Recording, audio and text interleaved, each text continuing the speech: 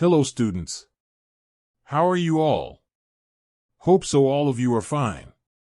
Today we are going to discuss the past paper short questions and multiple choice answers of chapter variation and genetics. Let's start with Dr. Hamza Tanzil. Assalamu alaikum students, this is Dr. Hamza Tanzil, and students, today we are discussing about the past paper short questions and MCQs of chapter biotechnology. तो students, chapter biotechnology जो है इस साल उसका थोड़ा सा module change हो गया है। पहले तो इसमें से सिर्फ शॉर्ट क्वेश्चंस आया करते थे, लेकिन इस साल पेपर में इसमें से एक लॉन्ग क्वेश्चन भी आएगा। तो स्टूडेंट्स, आपने इस चैप्टर को बहुत ध्यान से प्रिपेयर करना है ताकि बोर्ड के एग्ज़ाम्स के अंदर किसी भी किस्म का कोई भी सवाल अगर इसमें से पूछा जाए तो आप इसको बहुत अच्छे तरीके से सॉल्व कर लो। तो स्टूडेंट्स, हम स्टार्ट करें सबसे पहले शॉर्ट क्वेश्चंस के साथ। तो सबसे पहला शॉर्ट क्वेश्चन स्टूडेंट्स आपको अपनी स्क्रीन पे नज़र आ रहा है, वो है write down the steps of DNA recombinant technology. तो स्टूडेंट्स, उसने पूछा क्या है कि steps of DNA recombinant technology. तो पहले हम थोड़ा सा रिकम्बिनेंट डीएनए टेक्नोलॉजी का बैकग्राउंड देख लेते हैं स्टूडेंट्स। तो स्टूडेंट्स, जो आपको याद होगा एक टॉपिक था क्लोनिंग ऑफ जीन्स, मतलब जीन्स को क्या, जीन्स की क्या बनाना, कॉपीज़ बनाना, उसे हम किस चीज़ का नाम देते हैं, क्लोनिंग ऑफ जीन्स। तो आपने पढ़ा था कि क्लोनिंग ऑफ जीन्स के दो मेथड हैं। पहला जो मेथड था वो डीएनए रिकम्बिनेंट टेक्नोलॉजी था, और जो दूसरा मेथड था वो कौन सा था, पीसीआर, पॉलीमरेज चेन रिएक्शन। अब हमने ये देखना है कि जो डीएनए रिकम्बिनेंट टेक्नोलॉजी है उसकी मदद से हम जीन्स की कॉपीज़ कैसे बना सकते हैं, उसमें कौन कौन से स्टेप्स इन्वॉल्व हैं। तो स्टूडेंट, सबसे पहला स्टेप कौन सा इन्वॉल्व है, gene of interest which is to be cloned. सबसे पहले हमें वो जीन ऑफ इंटरेस्ट अपनी फाइंड करनी है जिसकी हमने क्या बनानी है, कॉपीज़ बनानी है। Second, molecular scissor to cut out the gene of interest. Second, हम क्या करेंगे, मॉलिक्यूलर सीजर का इस्तेमाल करेंगे और क्रोमोसोम्स के ऊपर जो हमारी जीन ऑफ इंटरेस्ट पड़ी होगी एक स्पेसिफिक लॉकस के ऊपर, हम उसको वहाँ से क्या करेंगे, कट डाउन करेंगे। थर्ड, मॉलिक्यूलर कैरियर और vector on which gene of interest could be placed. Third, हम क्या करेंगे, हम किसी वेक्टर को फाइंड करेंगे या किसी मॉलिक्यूलर कैरियर को फाइंड करेंगे जैसे कि प्लाज्मिड है, और हम उसके अंदर अपनी जीन ऑफ इंटरेस्ट को क्या कर देंगे, प्लेस्ड कर देंगे। Number 4, the gene of interest along with the vector is then introduced into an expression system as a result of which a specific product is made। फिर हम क्या करेंगे, वो जो हमारे पास जीन ऑफ इंटरेस्ट होगी जिसको हमने वेक्टर के अंदर इंसर्ट कर दिया था, तो हम उसको एक मीडियम में लेके जाएंगे। वो मीडियम जिसे हम ग्रोथ मीडियम भी कह सकते हैं, उसके अंदर क्या होगा, हम अपनी जीन्स को क्या करवाएंगे, रेप्लिकेट करवाएंगे। तो सबसे पहले जीन ऑफ इंटरेस्ट को हमने फाइंड किया, उसको वहाँ से निकाल के हमने इसको वेक्टर में इंसर्ट कर दिया। फिर वेक्टर को हम एक एक्सप्रेशन सिस्टम में ले गए और वहाँ पे हमने जाके उसको क्या करवाया, डिवाइड करवाया, और साथ में हमारी जीन्स भी क्या हुई, डिवाइड हुई। Hope so clear the question. Next student, question number 2 है how to get a gene of interest. मैंने ये तो कह दिया कि सबसे पहले आपने अपनी जीन ऑफ इंटरेस्ट को सर्च करना है। अब सवाल ये है कि जीन ऑफ इंटरेस्ट आपने सर्च कर ली, अब आपने उसको वहाँ से निकालना है। अब जीन ऑफ इंटरेस्ट को आप कैसे निकाल सकते हो, तो कह रहे हैं कि इसके 3 पॉसिबल वेज़ हैं जीन ऑफ इंटरेस्ट को हासिल करने के। सबसे पहला जो वे है स्टूडेंट जीन ऑफ इंटरेस्ट को हासिल करने का, वो है to isolate it from the chromosomes. कि आपने जीन ऑफ इंटरेस्ट को जो है सबसे पहले ऑब्टेन करना है, कहाँ से स्टूडेंट्स, क्रोमोसोम के ऊपर से आप इसको ले सकते हो, क्योंकि हमें पता है कि जीन्स तो होती ही क्रोमोसोम्स के ऊपर है। तो हम मॉलिक्यूलर सीजर का इस्तेमाल करके क्या करेंगे, उस स्पेसिफिक प्लेस ऑफ क्रोमोसोम्स को कट डाउन कर देंगे और हमें अपनी क्या मिल जाएगी, gene of interest. Second, to synthesise it chemically. Student, आपको पता है कि जो जीन्स होती है it is a part of DNA, और डीएनए किससे बना होता है, न्यूक्लियोटाइड से। तो हम उस स्पेसिफिक सीक्वेंस ऑफ न्यूक्लियोटाइड्स को नोट डाउन कर लेंगे जो उस जीन के ऊपर होगा। तो हम उन न्यूक्लियोटाइड्स को लैब के अंदर अरेंज करके उसको आर्टिफिशियली सिंथेसाइज कर सकते हैं लेबॉर्ट्री के अंदर। Third, to make it from messenger RNA. Students, आपको पता है कि जो आरएनए होता है वो किससे बनता है, डीएनए से। आपने पढ़ा था कि डीएनए से आरएनए बना, दैट इज़ ट्रांसक्रिप्शन, और आरएनए से डीएनए बना, that is called reverse transcription. तो हम यहाँ पे रिवर्स ट्रांसक्रिप्टेज का इस्तेमाल करके मैसेंजर आरएनए से भी क्या बना सकते हैं, डीएनए बना सकते हैं, और अपनी स्पेसिफिक जीन भी हम यहाँ से हासिल कर सकते हैं। तो स्टूडेंट, 3 मेथड हैं। पहला, isolate it from chromosomes, chemically synthesis, और थर्ड हमारे पास क्या, to make it from messenger RNA. Next question number 3 है what is palindromic sequence. Palindromic sequence क्या होता है। तो स्टूडेंट्स को ज़रा ध्यान से सुनिएगा, ये बहुत दफ़ा क्वेश्चन एग्जाम्स के अंदर आ चुका है। इन 1970 हैमिल्टन और स्मिथ, ये साइंटिस्ट का नाम है, at Johns Hopkins University isolated the first restriction enzyme. कह रहे हैं कि जो सबसे पहला मॉलिक्यूलर सीजर था, जो सबसे पहला रिस्ट्रिक्शन एंजाइम था, वो 1970 में हैमिल्टन और स्मिथ ने क्या किया था, आइसोलेट किया था. और कहाँ से आइसोलेट किया था उसने? बैक्टीरिया से. तो आगे क्या कह रहे हैं कि bacteria produce a variety of such restriction enzyme. कह रहे हैं कि बैक्टीरिया के अंदर ये एंजाइम्स बहुत ज़्यादा तादाद में होते हैं, which cut the DNA at very specific sites characterise by specific sequence of 4 और 6 न्यूक्लियोटाइड्स. कह रहा है कि बैक्टीरिया की बॉडी के अंदर ये एंजाइम्स काफ़ी ज़्यादा होते हैं और ये डीएनए को स्पेसिफिक साइड से क्या करे होते हैं, कट डाउन करे होते हैं. मतलब वो जो स्पेसिफिक साइड जहाँ पे वो डीएनए को कट डाउन करे तो वहाँ पे 4 और 6 न्यूक्लियोटाइड्स का एक सीक्वेंस होता है, arrange symmetrically in the reverse order. Such sequence are known as palindromic sequence. तो सिंपली हम इसका कॉन्सेप्ट ये ले सकते हैं कि जो हमारे पास रिस्ट्रिक्शन एंजाइम्स होते हैं ये कहाँ किन में होते हैं? बैक्टीरिया में होते हैं. और ये क्या करते हैं? स्पेसिफिक सीक्वेंस ऑफ न्यूक्लियोटाइड्स को क्या करते हैं? कट डाउन करते हैं. और वो जो स्पेसिफिक सीक्वेंस ऑफ न्यूक्लियोटाइड होता है वो 4 और 6 न्यूक्लियोटाइड्स पर मुश्तमिल होता है. तो that specific sequence of nucleotide जिन्हें रिस्ट्रिक्शन एंजाइम क्या करते हैं? कट डाउन करते हैं in bacteria, that is called palindromic sequence. Next question है student, question number 4, difference between PSC101 and PBR322. तो स्टूडेंट ये जो हमारे पास क्वेश्चन है ये बहुत इंपॉर्टेंट है, बहुत दफ़ा बोर्ड एग्जाम्स के अंदर आया हुआ है. ये दोनों प्लाज्मिड्स के टाइप हैं और हम जानते हैं प्लाज्मिड्स के बारे में. प्लाज्मिड किसे कहा जाता है? Extra circular DNA in bacteria. और यही वो प्लाज्मिड है जिसको यूज़ किया जाता है एज अ वेक्टर, जिसके अंदर हम अपनी जीन ऑफ इंटरेस्ट को क्या करे होते हैं? इंसर्ट भी करे होते हैं. अगर हम पहले बात करें स्टूडेंट PSC101 के बारे में तो कह रहे हैं वन ऑफ द प्लाज्मिड मतलब extra circular DNA in bacteria discovered earlier. सबसे पहले वो डिस्कवर हुआ वो कौन सा है? PSC101 has antibiotic resistance gene for tetracycline. कह रहे हैं कि PSC101 एक हमारे पास क्या है? प्लाज्मिड है. ये अर्लियर डिस्कवर हुआ था और इसके अंदर क्या होता है? एबिलिटी होती है किसको रेजिस्ट करने की? टेट्रासाइक्लिन. और टेट्रासाइक्लिन हमारे पास क्या है? एक एंटीबायोटिक होती है. सेकेंड जो प्लाज्मिड है वो हमारे पास कौन सा वाला है? PBR322. ये भी एक प्लाज्मिड ही है, ठीक है, लेकिन इसके अंदर जो जीन्स होती हैं उनके अंदर कौन कौन सी एंटीबायोटिक को रेजिस्ट करने की एबिलिटी होती है? टेट्रासाइक्लिन एज वेल एज क्या? एम्पेनिसिलिन. तो स्टूडेंट इसमें के बारे में जो सबसे इंपॉर्टेंट चीज़ पूछी जाती है वो यही पूछी जाती है कि PSC101 जो है उसके अंदर कौन सी रेजिस्टेंस जीन्स हैं फॉर द एंटीबायोटिक. तो PSC101 में कौन सी है स्टूडेंट? टेट्रासाइक्लिन. और PBR322 में कौन कौन सी हैं? Tetracycline as well as ampicillin. Next question number 5 है, व्हाट इज़ काइमेरिक डीएनए. ये सवाल अक्सर बच्चों को कंफ्यूज करते हैं कि काइमेरिक डीएनए क्या है. तो स्टूडेंट्स काइमेरिक डीएनए कोई नई चीज़ नहीं है. जो रिकम्बिनेंट डीएनए होता है उसी को क्या कहा जाता है स्टूडेंट्स? काइमेरिक डीएनए भी कहा जाता है. होता क्या है कि जब हम अपनी जीन ऑफ इंटरेस्ट को सेलेक्ट करते हैं फिर हम उसको मॉलिक्यूलर सीजर की मदद से उसको वहाँ से आइसोलेट कर लेते हैं. उसको वहाँ से आइसोलेट करने के बाद हम उसको इंट्रोड्यूस करते हैं किसके अंदर? वेक्टर के अंदर. तो जब हम उसको वेक्टर के अंदर इंट्रोड्यूस कर देते हैं तो वो जो वेक्टर का डीएनए होता है, डेफिनेटली बात है कि वेक्टर जैसे अभी मैंने बताया कि प्लाज्मिड है और प्लाज्मिड क्या होता है? Extra circular DNA. तो वेक्टर भी एक डीएनए है. हमने वेक्टर के अंदर अपनी जीन्स को क्या किया? इंट्रोड्यूस किया, ठीक है. तो vector DNA plus gene of interest ये दोनों मिलकर जो डीएनए बनाएंगी that is called chimeric DNA, या इसको क्या बोलेंगे? Recombinant DNA.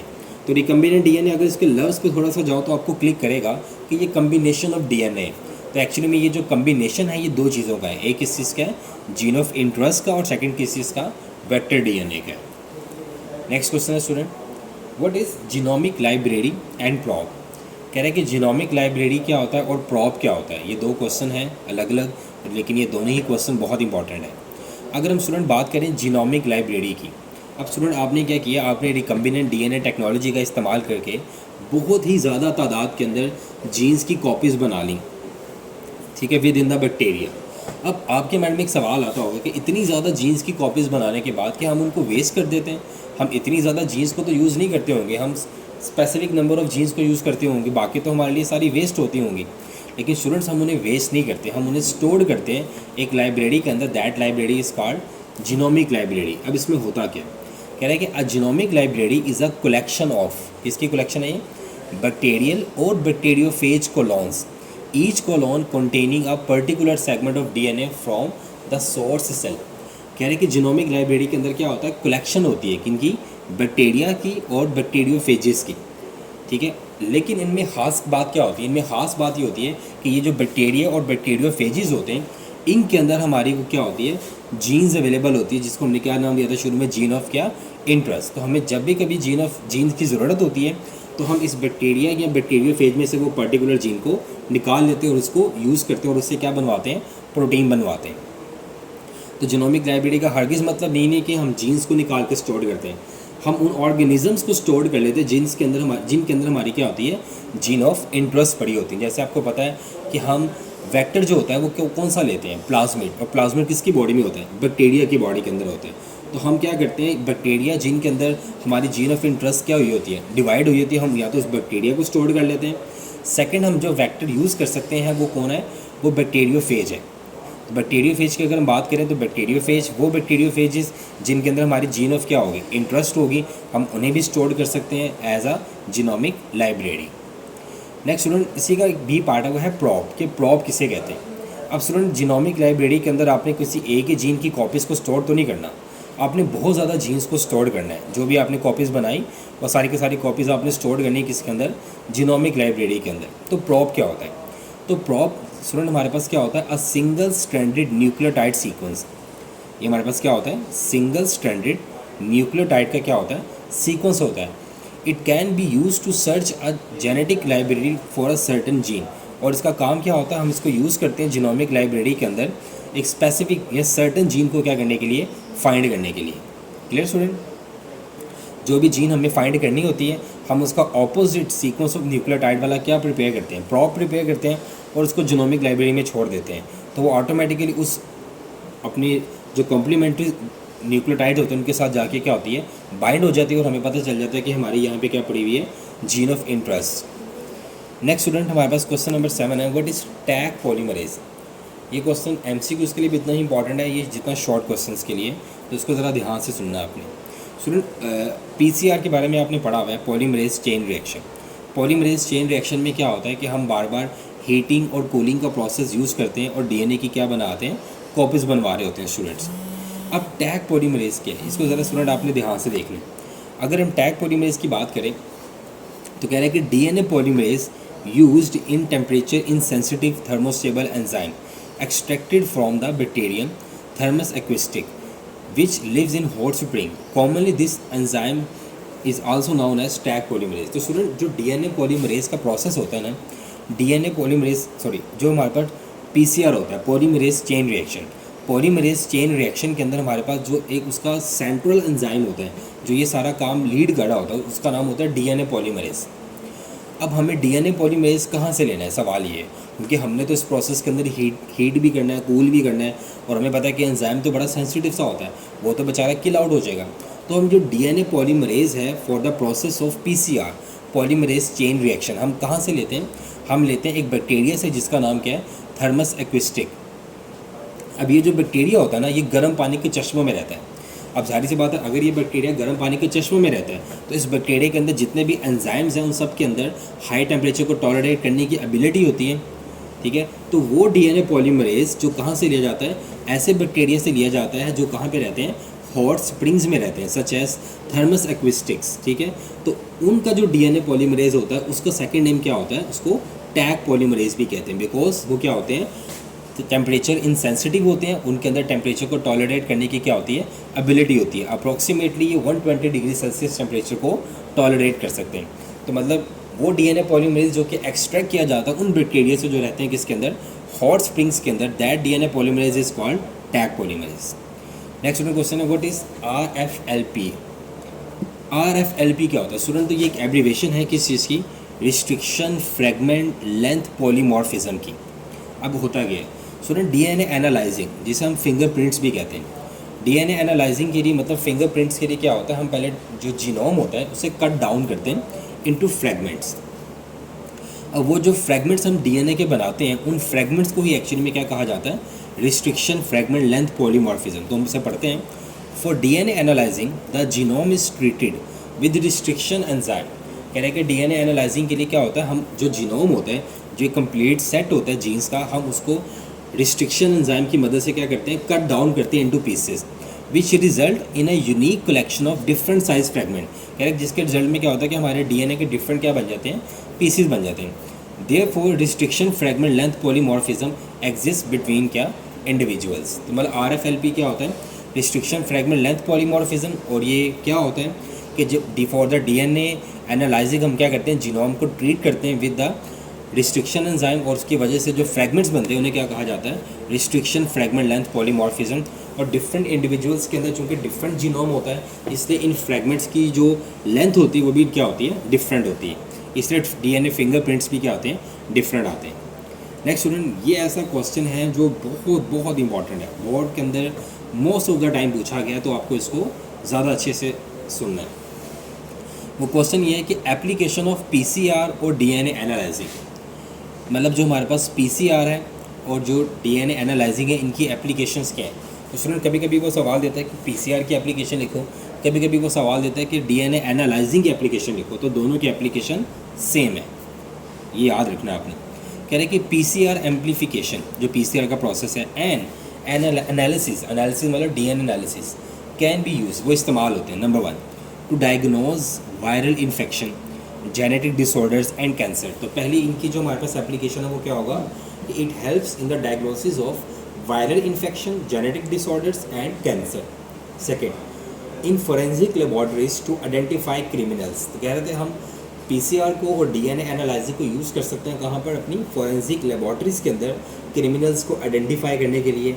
Third, to determine the evolutionary history of human population, humans की जो एवोल्यूशनरी हिस्ट्री है कि इनके एंसेस्टर्स कौन से और डिसेंडेंट्स कौन है, इसके लिए भी हम किसको यूज़ कर सकते हैं, पीसीआर को या डीएनए एनालाइजिंग प्रोसेस को।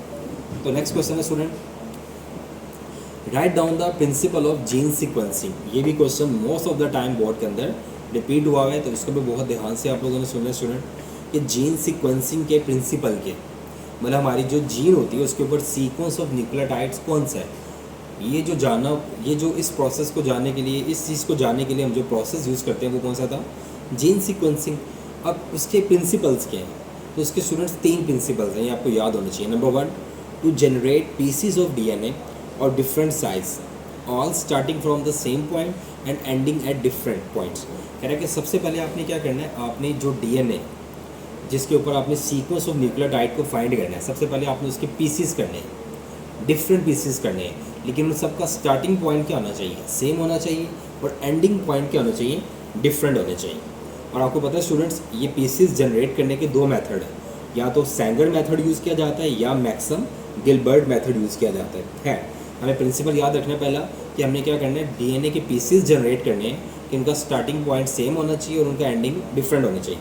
Second, separation of these different pieces of DNA on agarose gel. Second, हमें क्या करना है कि एग्रोस जेल एक मशीन होती है, हमें उसके ऊपर क्या, उसके ऊपर जो मशीन के ऊपर जो डीएनए के पीसीज हैं इनको क्या करेंगे, अलाइन कर देंगे। मतलब मशीन जो है वो इन डीएनए पीसीज को अपनी लेंथ के अकॉर्डिंग क्या कर देगी, अरेंज कर देगी। Third, reading the sequence from the gel. फिर हमने क्या करना है, इस जेल के ऊपर जो एक सीक्वेंस आ जाएगा न्यूक्लियोटाइड्स का, उसको हम क्या कर लेंगे, रीड आउट कर लेंगे। तो नंबर 1, आपने डीएनए के पीसेस जनरेट करने हैं। सेकंड, वो पीसेस जो है वो सेपरेट हो जाएंगे on the agarose gel machine according to its length, according to length. और थर्ड, हम क्या करेंगे, हम सीक्वेंस को क्या कर लेंगे, रीड आउट कर लेंगे। नेक्स्ट क्वेश्चन है स्टूडेंट, ये भी बहुत बहुत इंपॉर्टेंट क्वेश्चन है। Write down the goals of human genomic project. Human genomic project के गोल्स क्या हैं। तो स्टूडेंट ये बात आपने याद रखनी है कि जो ह्यूमन जीनोमिक प्रोजेक्ट हैं उसके 2 प्राइमरी गोल्स हैं। नंबर 1, पहला गोल इसका क्या है, the first goal is to construct a genetic map of the human genome, कि ह्यूमंस की बॉडी के अंदर जितने भी कंप्लीट सेट ऑफ जीन्स हैं उनका एक क्या बनाना है, मैप बनाना है कि फर्स्ट क्रोमोसोम्स के ऊपर कौन कौन सी जीन है, सेकंड पे कौन सी जीन्स हैं, थर्ड पे कौन सी जीन्स हैं। इस तरह 23 पेयर ऑफ क्रोमोसोम्स के ऊपर जो जीन्स हैं उनका क्या बनाना है, सबसे पहले उन्होंने एक मैप बनाना है। सेकंड गोल क्या है, the second goal is to construct a base sequence. फिर सेकंड गोल ये होगा कि फर्स्ट क्रोमोसोम्स के ऊपर ये वाली जीन्स हैं, और इन जीन्स के सीक्वेंस ऑफ न्यूक्लियोटाइड्स कौन कौन से हैं। पहला आपने सिर्फ ये मैप बनाना है कि आपकी जो 23 पेयर ऑफ क्रोमोसोम्स हैं उनके ऊपर हर एक क्रोमोसोम्स के ऊपर कौन कौन सी जीन है ये आपने आइडेंटिफाई करना है, ये इसका एक मैप बनाना आपने। सेकंड, आपने जीन्स को आइडेंटिफाई तो कर लिया, फिर आपने क्या करना है, उन जीन्स के ऊपर जो सीक्वेंस ऑफ न्यूक्लियोटाइड्स है उसको ड्रा करना है, उसको बनाना है। तो that is your second goal of the human genomic project. Next question है स्टूडेंट, डिफाइन बायोरिएक्टर्स। ये क्वेश्चन बहुत दफ़ा आया हुआ है बोर्ड के अंदर, बहुत दफ़ा रिपीट हुआ है। Define bioreactors. अगर हम स्टूडेंट्स बायोरिएक्टर्स की बात करें तो ये क्या होता है स्टूडेंट? आपको याद होगा, अभी मैंने पीछे बोला है कि हम क्या करते हैं, हम जीन ऑफ इंटरेस्ट को लेते हैं, ठीक है, उसको आइसोलेट करते हैं क्रोमोसोम से, फिर हम उसको वेक्टर में डाल देते हैं और वेक्टर में डाल के फिर हम उस वेक्टर को इंसर्ट कर देते हैं उसी ऑर्गेनिज्म में जहाँ से वो लिया गया होता है, या उसी सेम स्पीशीज़ के ऑर्गेनिज्म के अंदर। फिर हम उसको क्या करते हैं, हम उसको लेकर जाते हैं एक एक्सप्रेशन सिस्टम के अंदर, एक ग्रोइंग इन्वायरमेंट के अंदर हम उसे लेकर जाते हैं। तो ये जो एक ग्रोइंग इन्वायरमेंट होता है ना, जिसके अंदर हम क्या कर रहे होते हैं, उस ऑर्गेनिज्म को ग्रो करवा रहे होते हैं, जो ज़्यादातर बैक्टीरिया ही होता है, तो उसका नाम क्या होता है? बायोरिएक्टर। तो यहाँ पे क्या लिखा हुआ है? Recombinant DNA technology is used to produce bacteria that reproduce in large wards called bioreactors. कह रहे कि रिकम्बिनेंट डीएनए टेक्नोलॉजी के अंदर हम जो बैक्टीरिया को लार्ज अमाउंट में रिप्रोड्यूस करवाते हैं एक बड़े से बर्तन के अंदर, उस बर्तन का नाम स्टूडेंट क्या होता है? बायोरिएक्टर। क्योंकि मैंने आपको बताया कि वो जो बैक्टीरिया जिसके अंदर मेरी जीन ऑफ क्या है, इंटरेस्ट, ठीक है, वो बैक्टीरिया जितने टाइम्स अपने आप को क्या करेगा, डिवाइड करेगा, उतने ही टाइम हमारे पास क्या होगी, हमारी जीन ऑफ इंटरेस्ट क्या होगी, डिवाइड होगी। तो स्टूडेंट्स, वो जो लार्ज वार्ड्स हैं जिनके अंदर हम बैक्टीरिया को क्या करवाते हैं, रिप्रोड्यूस करवाते हैं, ताकि उनकी तादाद ज़्यादा हो और हमारी जीन ऑफ इंटरेस्ट भी ज़्यादा हो, तो that wards are called bioreactors. Next student, what is NutraSweet? Student, ये बड़ा कॉन्सेप्चुअल है, लॉजिकल है। नुत्रा स्वीट स्टूडेंट, अगर आपके घर में किसी को डायबिटीज़ है तो वो एक ख़ास किस्म की चीनी इस्तेमाल करते हैं, जिससे हम कहते हैं कि ये शुगर वाले पेशेंट्स के लिए होते हैं, जिसको कोराल के नाम से आपने अगर अपने घरों में देखी हो। तो स्टूडेंट, वो नुत्रा स्वीट है। वो एक ऐसी मिठास है जो जिसमें ग्लूकोज की बजाय क्या होते हैं, अमाइनो एसिड्स होते हैं। ये इसका कॉन्सेप्ट है। अब इसको हम पढ़ते हैं। कह रहे हैं कि biochemist discover a strain of bacteria that is specially good at producing phenyl alanine. कह रहा है कि बायोकेमिस्ट ने कुछ ऐसे बैक्टीरिया के स्ट्रेन्स को डिस्कवर किया है जो कि फिनाइल एलानाइन बहुत अच्छा प्रोड्यूस करते हैं। एन ऑर्गेनिक केमिकल, ये एक ऑर्गेनिक केमिकल है जो कि इस्तेमाल होता है क्या बनाने के लिए, एस्पार्टेन। और ये एस्पार्टेन क्या होता है, ये एक डाईपेप्टाइड स्वीटनर होता है। डाईपेप्टाइड स्वीटनर से मुराद कि ये एक ऐसा मिठास पैदा करने वाला केमिकल है जिसके अंदर क्या होते हैं, अमाइनो एसिड्स इंस्टेड ऑफ क्या, ग्लूकोज। तो अगर ये डायबिटिक पर्सन ले भी ले तो उससे उनकी शुगर एलिवेट नहीं करती, क्योंकि इसके अंदर क्या नहीं है, ग्लूकोज नहीं है। जब इसका मेटाबॉलिज्म होगा तो यहाँ से तो अमाइनो एसिड्स निकलेंगे। तो इसलिए बेटा उस एस्पार्टेन को हम क्या कहते हैं, नुत्रा स्वीट कहते हैं। क्लियर? फिनाइल एलानाइन जो कि एक ऑर्गेनिक केमिकल है, इसको इस्तेमाल किया जाता है फॉर द फॉर्मेशन ऑफ क्या, एस्पार्टेन। और ये एस्पार्टेन एक क्या होता है, डाईपेप्टाइड स्वीटनर होता है, जिसको क्या कहा जाता है, नुत्रा स्वीट कहा जाता है। नेक्स्ट स्टूडेंट, क्वेश्चन नंबर 14 है, व्हाट इज़ जीन फार्मिंग? पिछले कुछ सालों से ये क्वेश्चन बहुत दफ़ा आ रहा है, तो इसको ज़रा स्टूडेंट ध्यान से देख लें। ये जो फार्मिंग है ना, ये वर्ड है, ये एफ वाला नहीं है, ये पीएच वाला है, इस पर फोकस करना है। तो पीएच वाला जो फार्मिंग होता है ये फार्मेसी से रिलेट होता है, मतलब मेडिसिन से रिलेट होता है। तो जीन फार्मिंग ये क्या है, इसको हम देखते हैं। The use of transgenic form animals to produce pharmaceutical is being pursued by a number of firms. Genes that code for therapeutic and diagnostic protein are incorporated into the animal's DNA, and the protein appear in the animal's milk. There are plans to produce drugs for the treatment of cystic fibrosis, cancer, blood diseases, and other disorders. Antithrombin 3 for preventing blood clot during surgery is currently being produced by a herd of goats, and clinical trials have begun. कह रहे हैं कि अगर हम transgenic animals को use करें for किस चीज़ के लिए, for pharmaceutical industries, for producing are different kind of medicines, for producing a different kind of medicines which are use for therapeutic और डायग्नोस्टिक पर्पज़। तो ये जो चीज़ है इसको क्या बोलेंगे स्टूडेंट, जीन फार्मिंग। मतलब ट्रांसजेनिक एनिमल्स को अगर हम यूज़ करें डिफरेंट वैरायटी ऑफ क्या बनाने के लिए, मेडिसन्स बनाने के लिए, तो that is called gene farming. Next student, question number 15 है, urine is best vehicle for biotechnology product than milk. कह रहे हैं कि अगर आपने एक एनिमल ट्रांसजेनिक बनाया और आप उससे एक specific kind of product obtain करना चाह रहे हो, तो आप वो प्रोडक्ट जो उससे आप ऑब्टेन करना चाह रहे हो वो यूरिन के थ्रू लेना ज़्यादा बेहतर है या मिल्क के थ्रू लेना ज़्यादा बेहतर है? क्योंकि वो तो अपनी आउटपुट या तो यूरिन के थ्रू देगा या तो मिल्क के थ्रू देगा एनिमल। तो वो कह रहे हैं कि बताओ इन दोनों में से कौन सा व्हीकल बेस्ट है, यूरिन बेस्ट है या मिल्क बेस्ट है? तो यहाँ पे वो क्या कह रहे हैं कि urine is a preferable vehicle for a biotechnology product. कह रहे हैं कि यूरिन ज़्यादा प्रेफरेबल है, urine is a preferable vehicle for a biotechnology product than milk. क्यों? Because all animals in a herd urinate कह रहे हैं कि जितने भी एनिमल्स जिन्हें हम ट्रांसजेनिक बनाएंगे वो सब के सब यूरिनेट करते हैं, जबकि जो दूध है वो तो सिर्फ फीमेल्स देती हैं। Second, animals start to urinate at birth, female do not produce milk until maturity. कह रहे हैं जो एनिमल्स होते हैं वो शुरू से ही यूरिन करना शुरू कर देते हैं जब से वो पैदा होते हैं, तो इट्स मीन कि हमारी प्रोडक्ट हमें शुरू से ही मिलना शुरू हो जाएगी। लेकिन अगर मिल्क की बात करें वो तो एक मेच्योरिटी के बाद जाके फीमेल्स के अंदर प्रोड्यूस होते हैं। तो हमारे लिए ज़्यादा आसान है कि हम अपनी बायोटेक्नोलॉजी प्रोडक्ट को अचीव करें थ्रू यूरिन इंस्टेड ऑफ क्या, मिल्क। नेक्स्ट क्वेश्चन है student, what is SCID and ADA. ये क्वेश्चन बहुत दफ़ा बोर्ड में आया हुआ है और स्टूडेंट इसको लेके बहुत कंफ्यूज हो जाते हैं कि ये किस चीज़ की एब्रीविएशन है।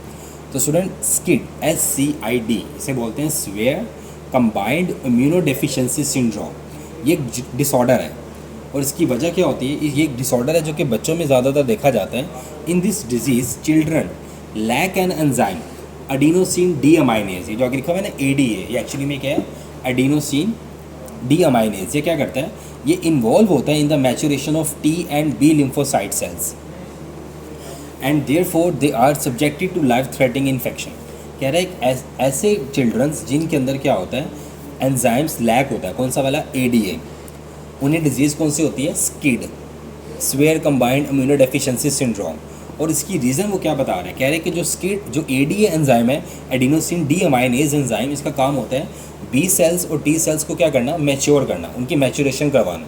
अगर ADA एंजाइम्स एब्सेंट है तो उस बच्चे की बॉडी के अंदर प्रॉपर्ली इम्यूनिटी डेवलप नहीं होगी, B लिम्फोसाइट्स और T लिम्फोसाइट्स प्रॉपर्ली मैच्योर्ड नहीं होंगे, जिसकी वजह से उसकी इम्यूनिटी क्या होगी, कॉम्प्रोमाइज्ड होगी। तो due to the deficiency of ADA enzyme या due to the lack of ADA enzyme the disease is SCID. And what is the function of ADA, it helps in the maturation of B and T lymphocyte cells। Next student question number 17 है, what is cystic fibrosis. Student इसका related MCQs and short question board में बहुत आता है, तो आपने इसको as it is याद करना है और बड़े अच्छे से याद करना है। अगर हम सिस्टिक फाइब्रोसिस की बात करें तो कह रहा है कि cystic fibrosis patients lack a gene that codes for transmembrane carriers of the chloride ion. मतलब ऐसे पेशेंट्स जिनके अंदर वो स्पेसिफिक जीन एब्सेंट है, जिसका काम एक ऐसी प्रोटीन बनाना जो कि क्लोराइड आयंस की क्या करवाती हैं, ट्रांसपोर्ट। अगर आपकी बॉडी के अंदर वो जीन्स एब्सेंट है जो कि वो प्रोटीन बना रही हैं जो क्लोराइड आयंस की ट्रांसपोर्ट करवाएंगे, तो क्या होगा, क्लोराइड आयंस किसी एक ही जगह पे इकट्ठे होते जाएंगे, उनकी ट्रांसपोर्ट नहीं होगी, जिसकी वजह से जो डिजीज़ होगी that is called cystic fibrosis. कह रहे कि patient often die due to numerous infection of the respiratory tract. और कह रहे हैं कि पेशेंट्स की इस डिजीज़ के अंदर मोस्टली डेथ हो जाती है क्योंकि पेशेंट को बहुत ज़्यादा रिस्पायरेटरी ट्रैक के क्या हो जाते हैं, इन्फेक्शन हो जाते हैं, क्योंकि क्लोराइड आयंस की ट्रांसपोर्ट नहीं हो रही होती, तो वो लंग्स जो होते हैं वो डे बाय डे क्या हो रहे होते हैं, वीकन पोजीशन पे जा रहे होते हैं। कह रहा है कि and in vivo method of treatment is being tried. कह रहे हैं इसको ठीक करने के लिए साइंटिस्ट जो है ना वो इन वीवो मेथड को यूज़ कर रहे हैं। ये जीन थेरेपी का एक मेथड है। Liposomes microscopic vesicles that spontaneously form when lipoprotein are put into a solution have been coated with the gene needed to cure cystic fibrosis. Then the solution is sprayed into patient nostrils due to limited gene transfer. This method has not yet has been successful। कह रहे हैं कि हम क्या कह रहे हैं, हम क्या करते हैं, हम स्प्रे की मदद से क्या करते हैं, जीन्स को क्या करते हैं बॉडी के अंदर इंसर्ट कर रहे होते हैं। लेकिन कह रहे हैं कि चूँकि वो जीन्स बड़ी लिमिटेड नंबर में होती हैं इसलिए ये अभी तक ये मेथड क्या नहीं है, कामयाब नहीं। बस आपको इतना याद करना है कि इन वीवो मेथड यूज़ किया जाता है इसको क्या करने के लिए, ट्रीट करने के लिए, लेकिन अभी वो इन प्रोसेस है। तो स्टूडेंट ये शॉर्ट क्वेश्चन थे बायोटेक्नोलॉजी के, आपने इन्हें ध्यान से देखना है। इस चैप्टर की एक्सरसाइज भी आपने ध्यान से देखनी है, ये बड़ी इंपॉर्टेंट एक्सरसाइज है। उसके लिए आपको इसी चैनल के प्लेलिस्ट 12th बायोलॉजी के अंदर इसकी एक्सरसाइज भी मिल जाएगी स्टूडेंट्स। और अब हमारा जो नेक्स्ट है वो इसके MCQs हैं। तो स्टूडेंट्स अब हम इसके MCQs की तरफ चलते हैं। तो स्टूडेंट पहला MCQ जो आपको नज़र आ रहा है वो ये है, the first restriction enzyme was isolated by. कह रहे कि सबसे पहला जो रिस्ट्रिक्शन एंजाइम था वो किसने आइसोलेट किया था।